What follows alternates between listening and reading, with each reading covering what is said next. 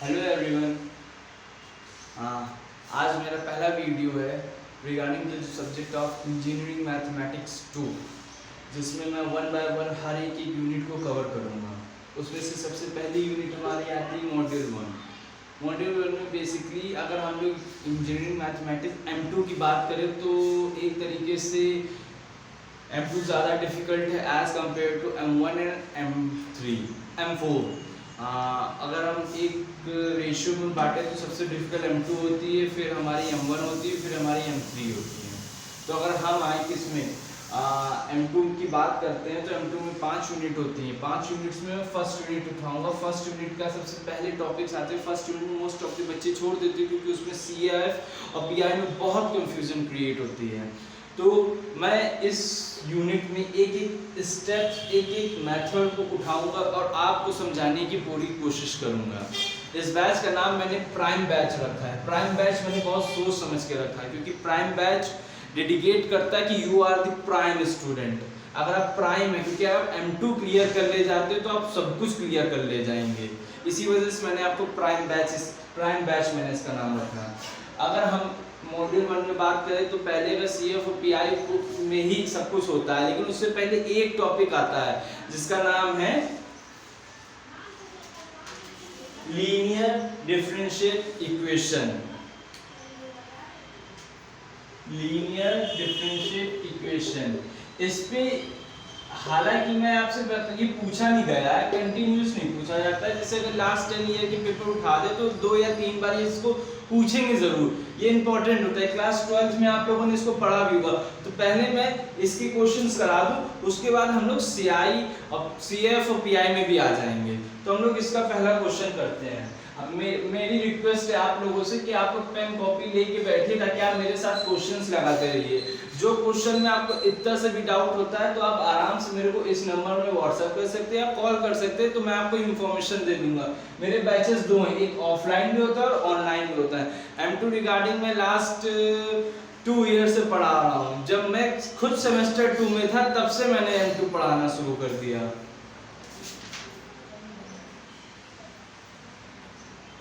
पहला क्वेश्चन ये है। जैसे अगर हम आपसे पहला क्वेश्चन ये आ जाता है,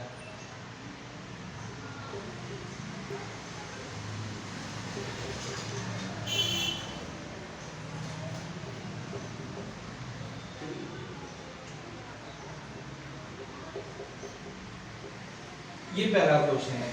देखिए लीनियर डिफरेंशियल इक्वेशन के एक मेथड होता है। अगर हम उसकी मेथड की बात करें तो सिंपली उसके 3 स्टेप्स होते हैं। लोग बताते हैं 5 स्टेप, लेकिन 3 ही स्टेप मेन होते हैं। 2 स्टेप तो मैंने भी आज तक नहीं किया, ना मैं आपको बता सकता हूँ। तो जो हमारा 3 स्टेप है तो उसका पहला स्टेप होता है कि आप इसको पहले स्टैंडर्ड फॉर्म में कन्वर्ट कर दीजिए। स्टैंडर्ड फॉर्म हमारी क्या होती है? स्टैंडर्ड फॉर्म हमारी ये होती है। आप सिंपली स्टेप 1 है, ये स्टेप 1 हो गया। अब स्टेप 2 की बात करिए तो स्टेप 2 में वो IF आपसे पूछ लेगा, तो IF निकालने के लिए आप सीधा ये कर दीजिए। अब स्टेप 3 की बात करते हैं तो फाइनल स्टेप 3 हमारा क्या कहता है? हमारा फाइनल स्टेप 3 हमारा ये कहता है,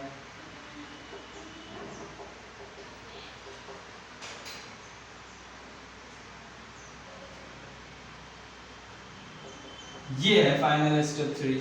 आप ये 3 स्टेप पहले लिख लीजिए अपनी कॉपी में, जहां आप लीनियर डिफरेंशियल इक्वेशन के नीचे आप ये 3 स्टेप लिख लीजिए। उसके बाद हम लोग क्वेश्चन में जंप करते हैं।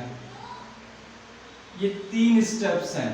देखिए मेरे ऐप में आप स्क्रीन रिकॉर्डिंग स्क्रीनशॉट कुछ नहीं ले सकते, आपको मैन्युअली लिखना पड़ेगा। स्पेशली मैंने फंक्शन इसलिए रखा ताकि स्टूडेंट जो भी हो वो सीरियस हो। मैंने प्राइम बैच ऐसे सोच के नहीं रखा है, आप लोग को प्राइम बनाना है मुझे। अगर आप जनरली मेरे साथ इन 5 यूनिट या फुल कोर्स करते हैं तो आई टेक ए गारंटी कि आपकी बैक नहीं आने वाली है। अब आप ये स्टेप करिए, स्टेप लिख लिए। अब मैं आपसे नेक्स्ट अब क्वेश्चंस में हम लोग आते हैं।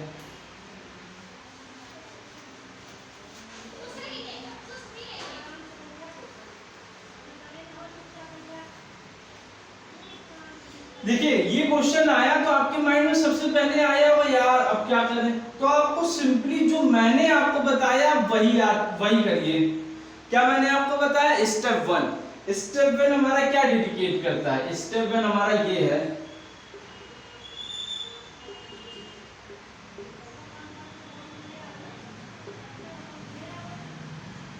ये स्टेप वन है। तो इसको हम लोग एक तरीके से स्टैंडर्ड फॉर्म भी कहते हैं, ये हमारी स्टैंडर्ड फॉर्म है। अब स्टैंडर्ड फॉर्म को हमें इसको इसमें लाना है। देखिए कैसे लाएंगे, एक तरीके से अगर आपने इसको ऐसे लिख दिया, देखिए ये और ये सेम है। अब आप इसमें आइए, 3x की पावर स्क्वायर 1/x³। सॉरी यहाँ पर y भी इस क्वेश्चन में, हाँ तो अब ये y इधर आ गया, अब ये आ गया,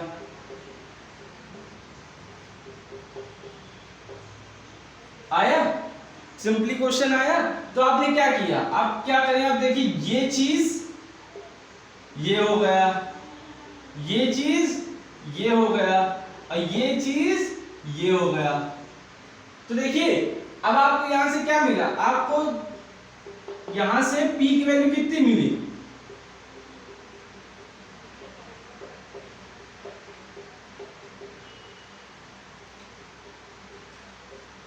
मिल गई आपको p की वैल्यू। अब बात करते हैं नेक्स्ट, जब आपको p की वैल्यू मिल गई तो अब यही p की वैल्यू स्टेप 2 में आएंगे। अब स्टेप 2 देखिए क्या है, अब मैं ऊपर का भी रफ कर दे रहा हूं।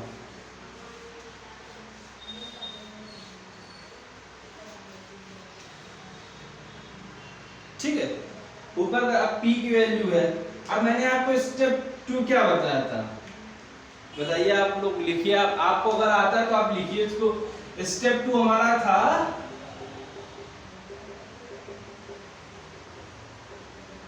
आई थिंक यही स्टेप 2 हमारा था। तो स्टेप 2 में p की वैल्यू क्या है, सॉरी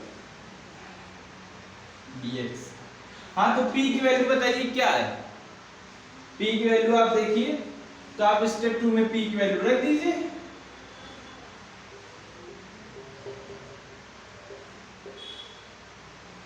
आप ये कांस्टेंट है, कांस्टेंट को बाहर लिखिए।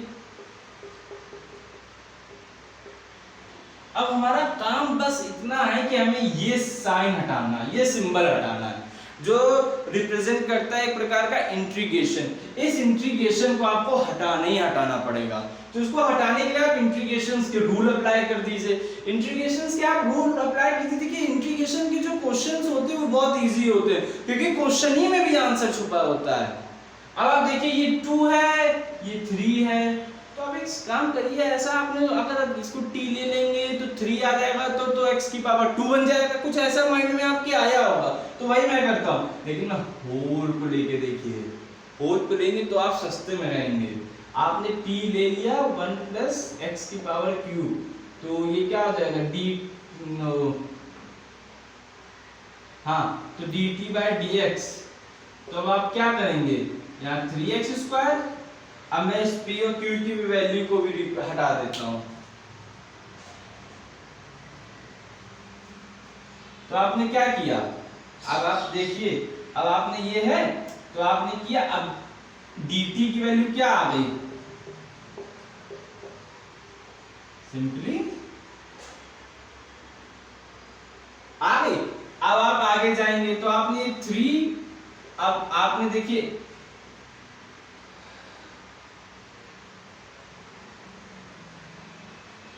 dt/3 कर दीजिए। कांस्टेंट हमें बाहर इसलिए निकालना है क्योंकि यहाँ पर कांस्टेंट की नीड नहीं है, यहाँ है नहीं कोई कांस्टेंट।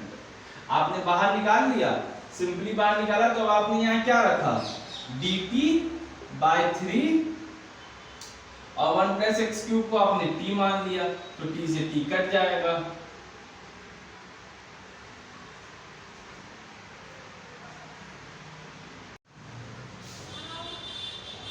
सॉरी एक्चुअली पहला वीडियो, आदत तो है नहीं, तो बोलते बोलते पानी पीने चला गया। तो एक सेकेंड,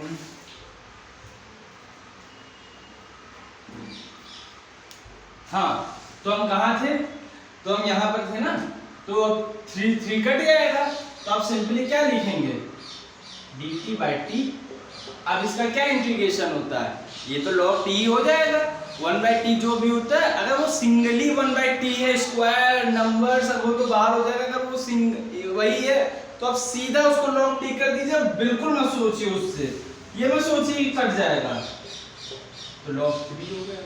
अब log t है, अब e की पावर log, ये शून्य, इसको हटा दिया जाता है, ये मैथ्स का लॉ है, ये आप लोगों ने क्लास 11th और 10th में भी पढ़ा होगा। तो t बचेगा। अब t की वैल्यू क्या है, t की वैल्यू हमने क्या ली थी, ये t की वैल्यू रखी थी, अब 1 + x3, तो आपका ये क्या निकल आया, if। चेक कर लीजिए एक बार इसको,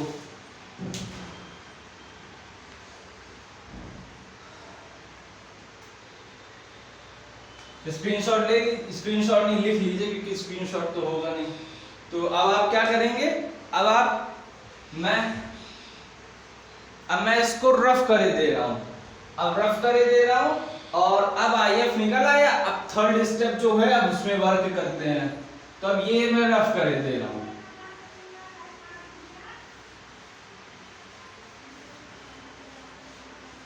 IF आपको पता ही है क्या निकला है। अब लास्ट स्टेप हमारा क्या कहता है, स्टेप 3 हमारा क्या कहता है, आपको भी पता होगा स्टेप 3 हमारा क्या कहता है। स्टेप 3 हमारा कहता है कि IF Q IF dx + c, ये हमारा स्टेप 3 कहता है। तो अब आइए स्टेप 3 में, अब जब आप स्टेप 3 देख लेंगे तो आप Q की वैल्यू क्या दी हुई है, Q की वैल्यू मैंने आपको बताया था, लेकिन स्पेस नहीं थी, इसकी वजह से मैंने इसको रफ कर दिया, 1 + x³ दी हुई है। और IF की वैल्यू मैंने आपको बता चुका, अभी आपको मैंने निकाल के भी दिखाया था। पॉज करिए, पीछे जाके देख लीजिए, अगर आपको कोई भी डाउट हो, उसके बाद भी आपका डाउट्स अगर क्लियर ना हो तो आप सीधा इसमें मुझे व्हाट्सएप या कॉल कर लीजिए, मैं आपको बता दूंगा। अब ये Q भी निकल आया, IF भी निकल आया। अब रखिए y की जगह रख दीजिए,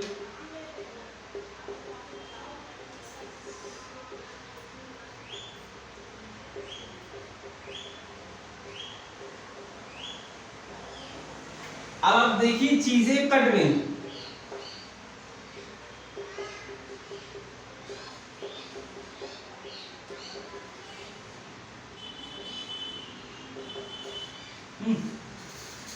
अब आती मेन बात, क्वेश्चन देखने में बहुत इजी होता है, लेकिन कुछ बच्चे ऐसे हैं जो यहाँ पर आके स्टक हो जाएंगे, मतलब कि वो स्ट्राइक नहीं कर पाएगा उनके माइंड में कि अब क्या करें।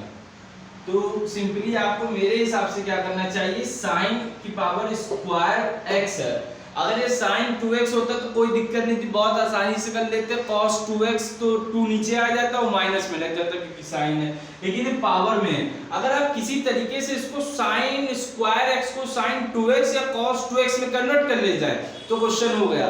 इसके लिए आपके पास फॉर्मूला होगा, फॉर्मूला आप लोग जो भी बुक यूज करते हैं, कोई भी वो यूनिवर्सिटी से पढ़ता हो, कोई भी क्वेश्चन तो एक ही होते हैं, बस उसको कहने के तरीके अलग अलग होते हैं। तो अब ये फॉर्मूला तो हर बुक में मुझे लगता होगा M2 की होगा। तो इस फॉर्मूले में अगर आप वर्ग करें, जैसे अगर आप साइन स्क्वायर x है तो आप एक तरीके से ये cos 2x कर लीजिए, क्योंकि साइन 2x का तो दो एक ही फॉर्मूला है, 2 sin x cos x। cos 2x के तो 3 फॉर्मूले होते हैं, cos square x minus sin square x। अगर आप cos को sin में चाहते तो वो भी हो जाता, cos को अगर cos ही में भी चाहते तो भी वो फॉर्मूला है। तो आप इस फॉर्मूले को देखिए, जैसे मैं अपनी बुक की फर्स्ट पेज में जाता हूँ, फर्स्ट पेज में सारे फॉर्मूले दिए होते हैं, उसमें से अगर मुझे इसको cos स्क्वायर x है तो अगर हम उसके रिगार्डिंग वर्क करें तो इसका फॉर्मूला होता है 1 - 2 sin स्क्वायर x। अब आप देखिए इसमें से क्या करिए, cos 2x - 1, जिसमें से मैं अगर यहाँ पर प्लस कर दूं, यहाँ प्लस कर दूं, यहाँ मैंने माइनस कर दिया, मे बी आप लोग समझ गए होंगे। और फिर आप सीधा यहाँ पर cos 2x / 2 + 1/2 sin 2x। देखिए बहुत इजी तरीके से मैंने निकाल दिया। हालांकि ये एग्जांपल का क्वेश्चन है, लेकिन इसको अभी उसमें एक्सप्लेन नहीं किया गया है कि कैसे किया, लेकिन मैंने आपको बता दिया कि उन्होंने इस मेथोडोलॉजी को यूज किया है। तो आप सीधा यहाँ पर इंटीग्रेशन है यहाँ पर सीधा इसका इंटीग्रेशन है। इंटीग्रेशन में आप क्या लिखेंगे, cos की power 2x upon 2 plus 1/2 minus का है, लेकिन ये देखिए यहाँ पर भी माइनस लगा हुआ है, ये देखिए ये भी माइनस का है, तो ये और इस अब आपने लिख दिया, अब dx लगा दीजिए प्लस 2 कर दीजिए। अब आपको हमने क्या बताया, आपका बस माइंड होना चाहिए कि बस इस साइन को हटा दे। इस साइन को हटाने के लिए मजबूरन आपको इंटीग्रेशन ही लगानी पड़ेगी। इंटीग्रेशन क्या कहता है, माइनस लगा हुआ है, cos में है, तो ये cos किस में बदल जाएगा, sin 2x अपॉन 4, और ये अगर है तो ये 1 की पावर 2x प्लस का c अभी नहीं आएगा क्योंकि कांस्टेंट को रिप्रेजेंट करता है। कुछ ना कुछ इंटीग्रेशन में भी कुछ ना कुछ है जिसकी वजह से कांस्टेंट लिखना पड़ता है। एग्जैक्ट ये आंसर नहीं हो सकता, कांस्टेंट कुछ ना कुछ रहता है, इसी वजह से हम लोग लिख देते हैं कांस्टेंट। ये आपका आंसर है।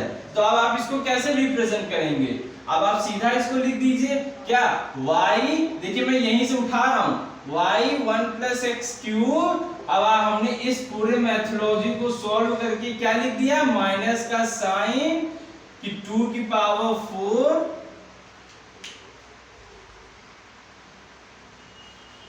मैं इसको रफ कर दे रहा हूं, माइनस का साइन 2 की पावर 4 प्लस 1 की पावर 2x प्लस का c।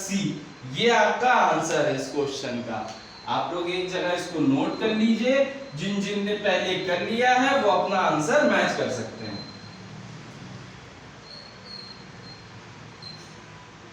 आई होप आप लोगों ने कर लिया होगा इसको। अब इसको क्या करते हैं, अब इसको रफ करके दूसरे क्वेश्चन में आते हैं। हर टाइप का क्वेश्चन मैं आपको कराऊंगा। आपका काम क्या है, जब वो टाइप का क्वेश्चन हो जाए उस टाइप के क्वेश्चन बस 1-2 और लगा लीजिए, और रिप्रेजेंटेशन आपका बहुत अच्छा होना चाहिए। मैं कहता लिखिए स्टेप 1, स्टेप 2, स्टेप 3, क्योंकि यूनिवर्सिटी रिप्रेजेंटेशन पे ही मार्क्स देती है, वो आपकी कहानी नहीं पढ़ने वाली है। आपका आंसर आए अन्यथा ना आए, आपका मेथड सही है तो 8-9 मार्क्स तो वो दे ही देती है, क्योंकि मैंने भी वहीं से पढ़ा तो मुझे पता है कि उनकी सोच कितनी डेप्थ तक है कॉपी चेकिंग के मामले में। आपका नेक्स्ट क्वेश्चन, तो ये है क्वेश्चन नंबर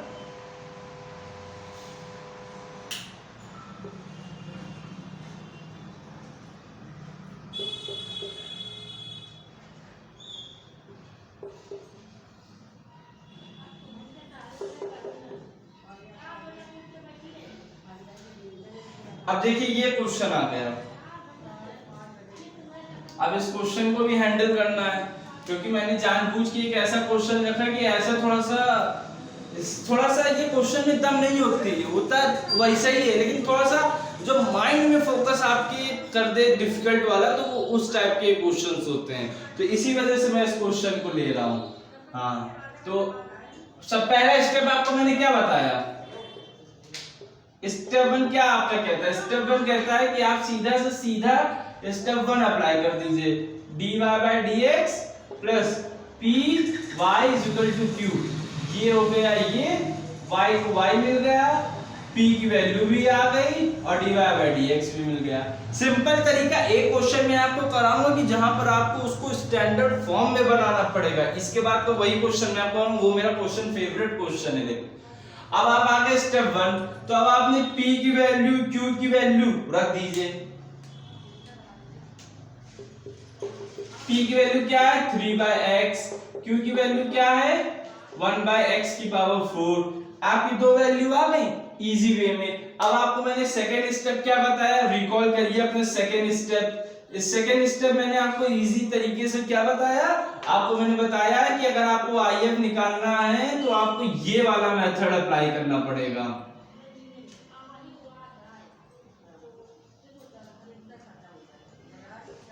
ये वाला मेथड आपको अप्लाई करना पड़ेगा, जिसके लिए IF = e⁻3/x dx, और फिर आप ये कांस्टेंट है, कांस्टेंट को बाहर ले लीजिए अब फिर आप यहाँ पर अप्लाई कर दीजिए e की पावर। अब मैंने आपको क्या बताया 1/x, और इंटीग्रेशन x में अगर कोई पावर ना हो कांस्टेंट, तो कांस्टेंट को बाहर कर लीजिए, आंख बंद करके log x कर दीजिए उसको, बिना कुछ सोचे समझे।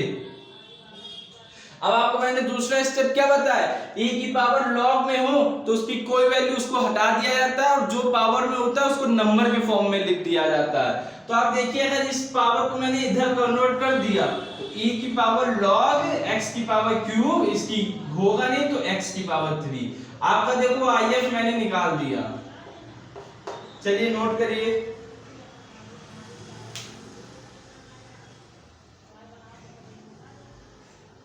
याद कर लीजिए IF(x) क्यूब है और q की वैल्यू 1/4 है, क्योंकि अभी थर्ड स्टेप में q की और IF की वैल्यू की जरूरत पड़ती, इस वजह से मैं आपको बता रहा हूं।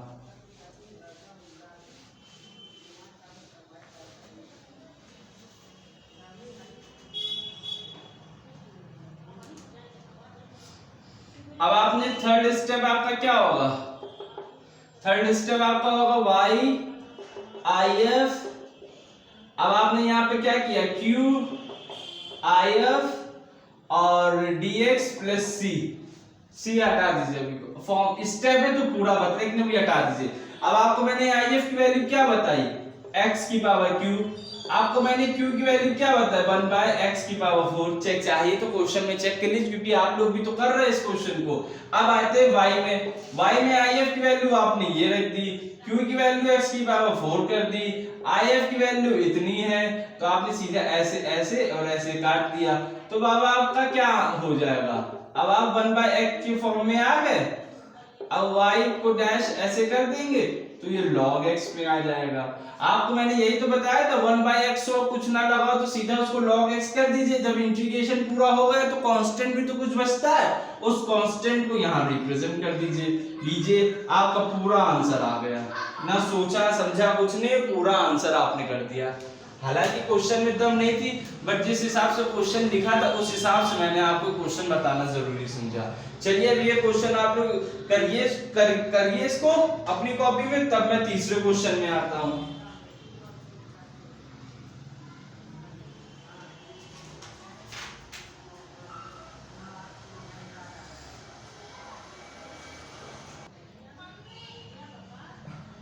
चलिए अब थर्ड क्वेश्चन कराते हैं। देखिए 3 क्वेश्चन करा दिए, हालांकि एग्जांपल आपको 5 दिए हुए हैं इसके, मैं 3 करा दे रहा हूं, क्योंकि 2 में मुझे लगा कि आप 3 अगर वो वाला हो गए तीनों तो आपके 2 भी हो ही जाएंगे। देखिए जो पेपर बनता है, पेपर अब स्टैंडर्ड फॉर्म में बनता है, एक धीरे धीरे अपना लेवल ऊपर बढ़ा रहा है, तो जो पेपर बनता है वो आप लोग एग्जाम्पल में ज्यादा फोकस रखिएगा। ये एक्सरसाइज क्वेश्चन लगाइए, मैं आपको बताता रहूंगा कौन कौन से क्वेश्चंस लगाने हैं, वही क्वेश्चंस लगाइएगा, सारे क्वेश्चंस मत करिए। देखिए 100% तो आज तक कोई भी नहीं आ पाया, इवन एआई भी नहीं आ पाई। मैं कंप्यूटर साइंस का स्टूडेंट हूं, एआई भी 100% में नहीं है। हम लोग 100% तैयारी ही नहीं कर सकते, लेकिन हम लोग 95 तक तो पहुंच सकते हैं। अगर 95% तैयार है तो आपके मार्क्स कहीं जाने वाले नहीं है। तो ये प्राइम बैच है, इसी वजह से मैं प्राइम इसको बार बार बोलता हूं। अब आप लोगों का इस टॉपिक का लास्ट क्वेश्चन है, तो लास्ट क्वेश्चन क्या है, इसके बाद मैं आपको इस टॉपिक की शॉर्ट ट्रिक बता दूंगा, जिससे आप क्वेश्चन विद इन 2 मिनट्स में सॉल्व करके हमको दे देंगे। वो भी बताना है मुझे अभी आप लोगों को।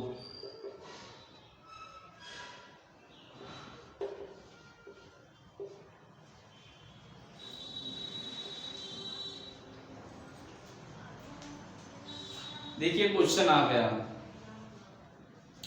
अब इस क्वेश्चन को देखा, अभी आपको कहीं से स्टैंडर्ड फॉर्म भी नहीं दिख रहा है। अब आपको लगता होगा अरे अब क्या करें, तो देखिए स्टैंडर्ड फॉर्म में नहीं दिख रहा है, लेकिन अगर आप उसको इस तरीके से देखेंगे कि नहीं यार स्टैंडर्ड फॉर्म दिख रहा है, छुपा हुआ है एक तरीके से, नहीं जैसे सूरज कभी कभी दिखता नहीं लेकिन छुपा हुआ रहता है, तो ऐसे ये है, दिख नहीं रहा है लेकिन छुपा हुआ पूरा है इसमें। तो अब देखिए इसको आप कैसे करेंगे।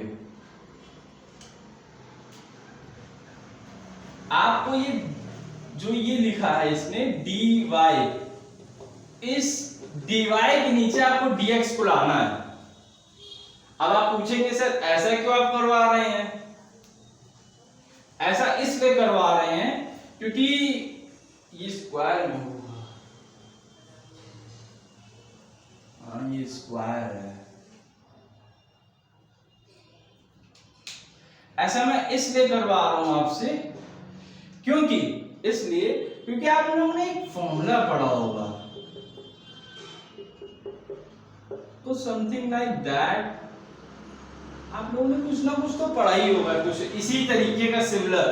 तो आप लोग ने जानते होंगे कि ये चीज हमेशा नीचे आ जाती है। बस कुल मिला कितना जान लीजिए कि आप लोग इतना जानते तो होंगे कि ये चीज नीचे आती, बस इतना ही आपको पता होना चाहिए। तो जब ये चीज नीचे आती तो आप उसी में वर्क कीजिए। सिंपली बात यही होती है कि जब आपको लग रहा है कि ये चीज नीचे आती तो आप ऐसे रहिए। अब आप सिंपली क्या करिए, आप dx अपॉन dy तो आप इसमें कैसे करेंगे, tan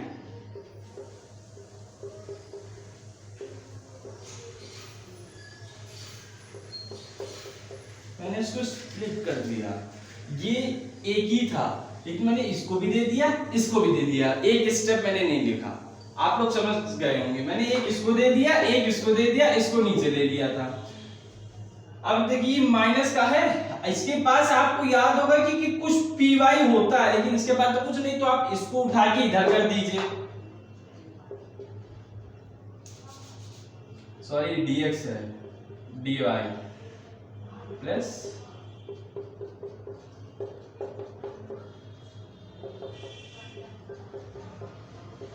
कुछ समझ में आया, बहुत इजी तरीका है। अब आप देख सकते हैं कि आपकी स्टैंडर्ड फॉर्म ये आ गई। कैसे स्टैंडर्ड फॉर्म आ गई, फॉर्मूला क्या था,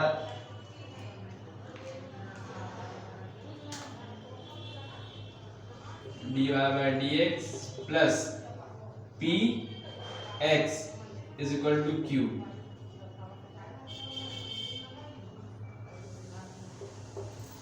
ये था फॉर्मूला। अब आप देखिए ये मिल गया, ये मिल गया, ये मिल गया, और ये मिल गया।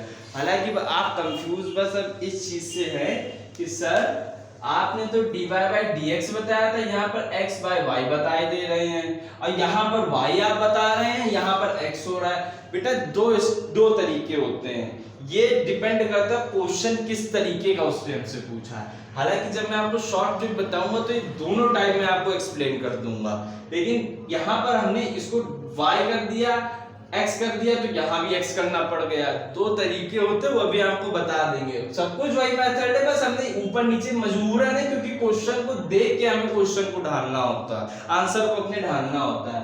तो आप यहाँ से क्या सिंपली निकालेंगे, अब आप लोग निकालना शुरू कर दीजिए। क्या IF क्या कहता है, IF कहता है कि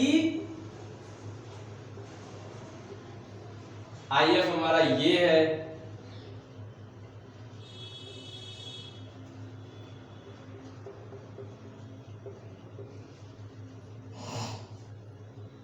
अब आपका मेन मोटिव है इसको हटाना। इसको हटाने के लिए tan इनवर्स y, ये फॉर्मूला होता है, ये आप लोगों को भी पता होगा, आप लोग ने किया भी होगा इस फॉर्मूले को। अब आपका IF निकल आया। अब आपका मेन एंड लास्ट स्टेप्स होता है स्टेप 3, जिसमें से आपको ये इक्वेशन दी होगी। इक्वेशन आपको हालांकि अब आपको ये इक्वेशन रट गई होगी, जिनका ये टॉपिक कमजोर होगा, अगर वो मेरा ये वीडियो देख लेंगे तो उनका ये टॉपिक अब ठीक हो चुका होगा। अब आप IF क्या करेंगे, IF की वैल्यू क्या है, e की पावर tan, Q की वैल्यू क्या है, Q की वैल्यू क्या है,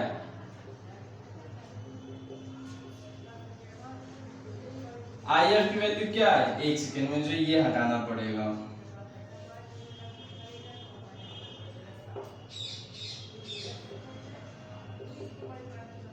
ठीक है, अब आपने सब देख लिया। अब मैं इसको सॉल्व करने में थोड़ा सा टाइम लगेगा, तो मैं ऊपर का रफ कर दे रहा हूँ। चाहे तो आप इसका लिख लीजिए, जल्दी से हट गया, मैं लिख लीजिए इसको।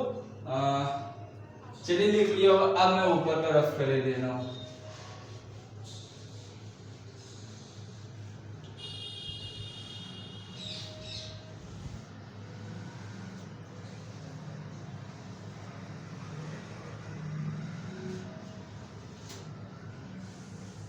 चलिए मैंने रफ कर दिया। अब आप इसको यहीं से मैं सॉल्व करना शुरू करूँ। देखिए इस पार्ट को तो छेड़ने की जरूरत है नहीं, क्योंकि ना कोई सिंबल है, ना कोई इंटीग्रेशन है, ना कोई डिफरेंशिएशन है, तो इसको ऐसे ही लिखा रहने दीजिए। छेड़छाड़ इसमें हम लोगों को करनी है।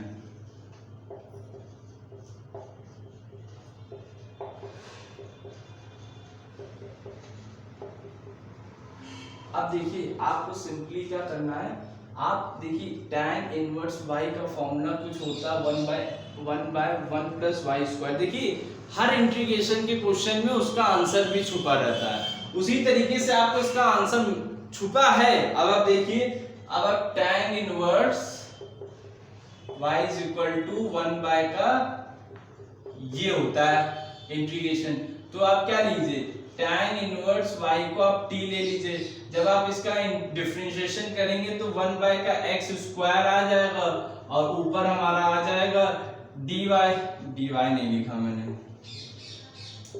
dy आ जाएगा, dt आ जाएगा। तो अब आप यहाँ पर क्या करेंगे, आप देखिए 1 x ये है, तो ये 1 होगा यहाँ पर, तो 1 ये क्या है हमारा, ये dt हो गया। सिंपल है। t माइनस वाई का क्या है, ये हमारा t हो गया। e की पावर t माइनस वाई क्या है, ये हमारा e की पावर t हो गया। नोट करिए, यहां तक तो हालांकि आपको समझ में आ ही गया होगा। अब आप नेक्स्ट में आइए, ये मैं रफ कर दे रहा हूं। नेक्स्ट में अब आप देखिए आइलेट लगेगा। ठीक है, आइलेट लगाने के 5 होते कि आपको ये देखना है, वो देखना है, ये देखना है। अब आप मेरी सिंपली बात सुनिए, जो मैं आपसे कह रहा हूं बस आप उतना ही देखिएगा। जो आपको मिनिमम वैल्यू दे दे, मिनिमम से मिनिमम वैल्यू दे दे, उसका सीधा आप उसको छुएंगे नहीं, बाकी जो वैल्यू बचेगा उसका आप इंटीग्रेशन करेंगे। बस आइलेट यहीं पर खत्म। आइलेट में कुछ भी नहीं है। फिर मैं बोलता हूं अपनी बात को, जो आपको मिनिमम से मिनिमम वैल्यू देगा बस उसको छोड़ दीजिए, और जो दूसरी वैल्यू होगी उसका इंटीग्रेशन कर दीजिए, क्वेश्चन खत्म वहीं पर। अब आप देखिए, क्या आपको ये मिनिमम वैल्यू दे रहा है? अब आप खुद बताइए मुझे। सर नहीं दे रहा। आप इसका इंटीग्रेशन करेंगे, यही आ जाएगा। अब आप अभी t है, t का जब आप इंटीग्रेशन करेंगे तो t²/2 आ जाएगा। ये क्या आपको मिनिमम वैल्यू दे रहा है? नहीं दे रहा। लेकिन अगर आप t का डिफरेंशिएशन करेंगे तो आपको ये सिर्फ 1 ही देगा। लेकिन अगर आप et का डिफरेंशिएशन करेंगे तो आपको बस et दे देगा। तो मिनिमम वैल्यू कहां पर आपकी आ रही? आपकी ये आई मिनिमम वैल्यू। तो आप देखिए, अब हमने इसको छोड़ दिया, हमको इसके साथ कोई मतलब ही नहीं है। अब आप इसका बाकी जो बचे उसका इंटीग्रेशन करिए।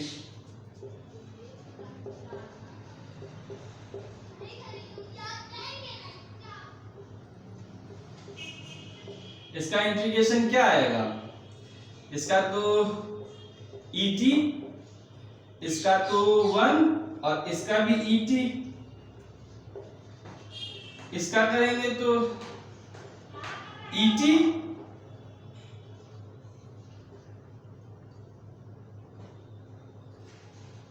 ये माइनस होगा आइलेट et, बस खत्म। तो क्या निकल के आया इसका इंटीग्रेशन, आप बताइए। अब आपको समझ में आया होगा कि आइलेट है क्या। जो भी आपने पढ़ा उसको भूल जाइए, जो मैं बता रहा हूं बस उसको याद रखिए। सिंपल तरीका है। अब आप इसमें से et कॉमन कर लीजिए, t माइनस का 1 आ जाएगा। सिंपल है। अब t माइनस का 1 आया। अब आपने यहाँ पर t, क्योंकि मैंने तो इंटीग्रेशन हट ही गया, अब इंटीग्रेशन का साइन हट गया। अब t को हमने लिया क्या था? आई थिंक t को हम लोगों ने ये लिया था, तो आप e की जगह ये वैल्यू रख दीजिए।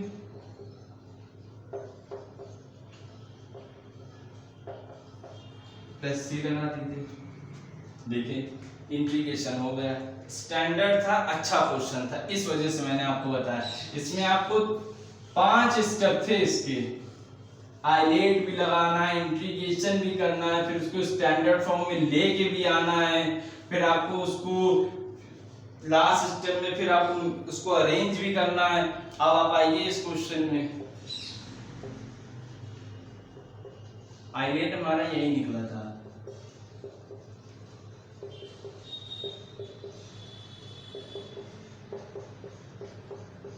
देखिए पूरा क्वेश्चन सॉल्व हो गया। कोई दिक्कत हो तो अभी आप पूछ सकते हैं मुझसे।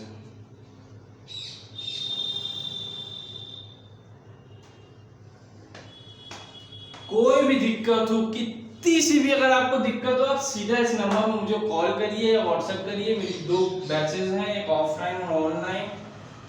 ऑफलाइन अभी मैंने शुरू नहीं किया है। नंबर ऑफ स्टूडेंट्स की अगर रिक्वायरमेंट होगी सर मुझे आपसे ऑफलाइन भी पढ़ना है तो मैं उसको ऑफलाइन तभी मैं अप्रूवल कर दूंगा और मैं पढ़ाना शुरू करूंगा ऑफलाइन में।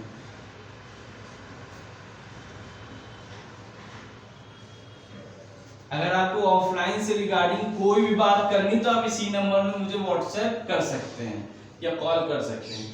देखिए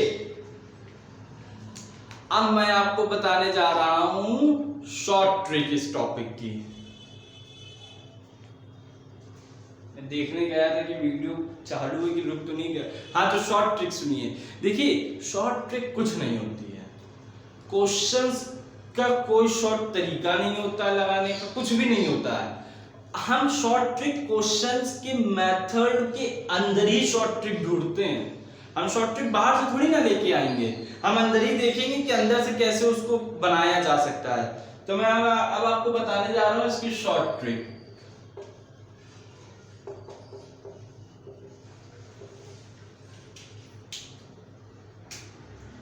शॉर्ट ट्रिक, अब आप आइए शॉर्ट ट्रिक। एक आपको मैंने आप लोग का यही कंफ्यूजन था ना कि सर ये क्या आपने किया।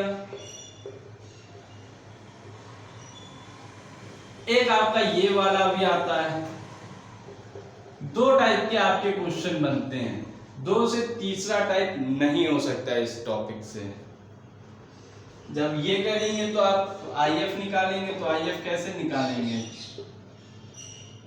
जब आप ये करेंगे तो जब आप आईएफ निकालेंगे तो आप ऐसे निकालेंगे। जब आप ये करेंगे क्या होता है Q,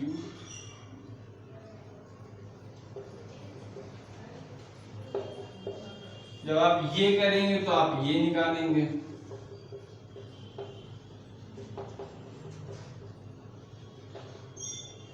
देख लीजिए 3 स्टेप्स हैं, बस इन्हीं 3 स्टेप का शॉर्ट ट्रिक बनती है। अब इस क्वेश्चन को पहचाने कैसे कि सर ये क्वेश्चन है, क्योंकि वहां तो सिर्फ होगा सॉल्व द इक्वेशन। तो इसको पहचानने का तरीका यही होता है कि आप कुछ क्वेश्चंस में ही ढूंढिए कि किसी तरीके से आपको ये फॉर्म मिल जाए।